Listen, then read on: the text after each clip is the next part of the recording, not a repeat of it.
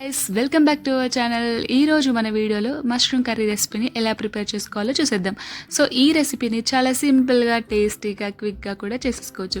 అలాగే first time ఎవరైతే ఇలాంటి రెసిపీస్ని ప్రిపేర్ చేయాలనుకుంటున్నారో అండ్ బ్యాచిలర్స్ కావచ్చు, అదేవిధంగా కొత్తగా మ్యారేజ్ అయిన వాళ్ళకి కావచ్చు, ఈ రెసిపీని ఈజీగా చేసేసుకోవచ్చు అనమాట. సో అంత బాగుంటుంది. యాజ్ ఇట్ ఈస్ రెస్టారెంట్ స్టైల్లో లాగా వచ్చేలాగానే ఉంటుందన్నమాట. సో ఇంకా లేట్ చేయకుండా మస్తుగా ఉంది మన వంట ఛానల్కి వెళ్ళిపోయి ప్రాసెస్ని స్టార్ట్ చేద్దాం. ఇంకెందుకు వచ్చేయండి, ఇంకా లేట్ స్టార్ట్. ముందుగా ఇప్పుడు మిక్సీ గిన్నెలో 2 టమాటాలు కట్ చేసుకున్న ముక్కలు వేసేసుకున్నాను. అలాగే నానబెట్టుకున్న జీడిపప్పు గింజల్ని ఒక 5-6 వరకు వేసేసుకున్నాను. అలాగే దీంట్లో 1 టేబుల్ స్పూన్ వరకు జింజర్ గార్లిక్ పేస్ట్ని వేసాను. అలాగే 3 గ్రీన్ చిల్లీస్ని వేసాను. అలాగే 2 ఇలాచీలని, 3 లవంగాలను వేసుకున్నాను. ఒక 1 టేబుల్ స్పూన్ వరకు కర్డ్ని కూడా వేసుకొని మంచిగా గ్రైండ్ చేసి పేస్ట్ చేసి పక్కన పెట్టేసుకుందాం. అంటే స్టవ్ మీద ఒక ప్యాన్ పెట్టేసి దాంట్లో ఒక 3 టేబుల్ స్పూన్ వరకు ఆయిల్ వేసేసి దాంట్లో నేను జీడిపప్పులని ఇక్కడ కొంచెం గోల్డెన్ కలర్ వచ్చేదాకా వేగించుకొని ఇంకా వేగిన తర్వాత పక్కన ఒక బౌల్లో తీసుకొని పెట్టుకుంటున్నాను.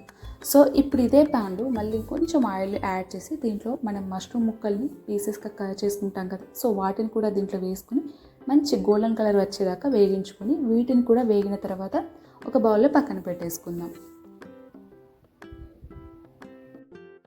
సో ఇలా అన్ని మష్రూమ్లని మంచి గోల్డెన్ కలర్ వచ్చేదాకా వేగించుకొని ఇలా పక్కన పెట్టేసుకోవాలి.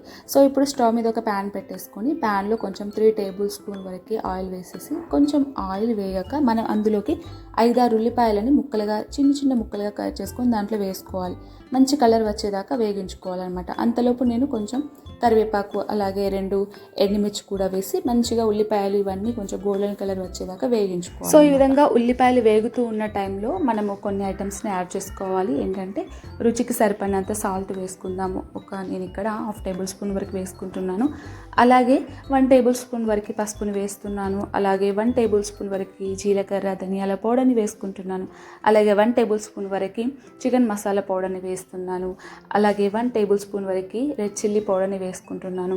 మీరు కొంచెం కారం మనకి ఎక్కువ తినే వాళ్ళైతే 2 టేబుల్ స్పూన్ కూడా యూస్ చేసుకోవచ్చు. ఇవన్నీ వేసాక ఒకసారి ఫుల్గా కలిపేసుకుందాము. సో వన్స్ కలుపుకున్న తర్వాత మనము ఆల్రెడీ పేస్ట్ చేసి పక్కన పెట్టుకున్న జీడిపప్పు అలాగే టమాటా ముక్కలు అలాగే గ్రీన్ చిల్లీ కర్డ్ ఇవన్నీ మనం మిక్స్ చేసి పేస్ట్ చేసాం కదా, ఆ పేస్ట్ని కూడా ఒకసారి వేసేయండి. వేసి మంచిగా ఒకసారి కలిపేసుకొని ఇప్పుడు మూత పెట్టేసి ఒక 10 నిమిషాలు అలా కుక్ అవ్వనివ్వండి.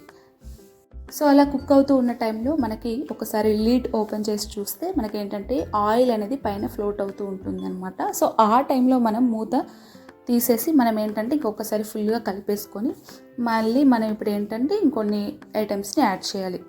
అవేంటంటే మనము ఆల్రెడీ వేగించుకున్న మష్రూమ్ ఉంది కదా, ఆ మష్రూమ్ పీసెస్ అన్నీ వేసేయాలి. అలాగే మనము జీడిపప్పును కూడా వేగించుకున్నాం, ఆ జీడిపప్పును కూడా దీంట్లో యాడ్ చేసేయాలి. యాడ్ చేసి ఒకసారి ఫుల్గా కలిపేసుకుందాం. సో అలా కలుపుతూ ఉన్నప్పుడు మనం ఏంటంటే దీంట్లోకి మనము ఆల్రెడీ కొన్ని వాటర్ని యాడ్ చేసేసుకోవాలి. ఇప్పుడు నేను ఒక 1/2 బౌల్ వరకు వాటర్ని యాడ్ చేస్తున్నాను.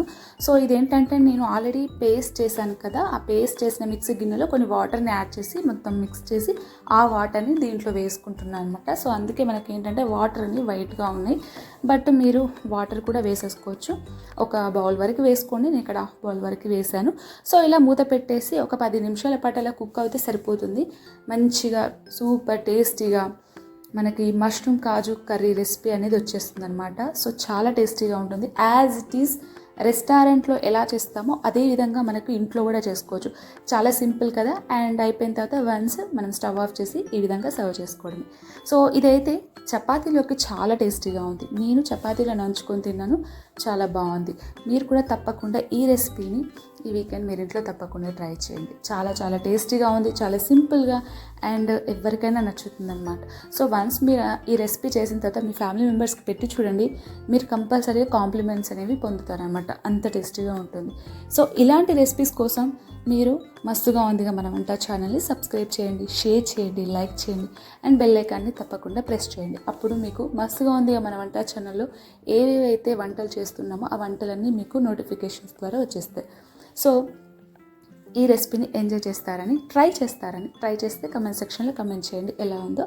And enjoy recipe. Thank you so much. Bye bye.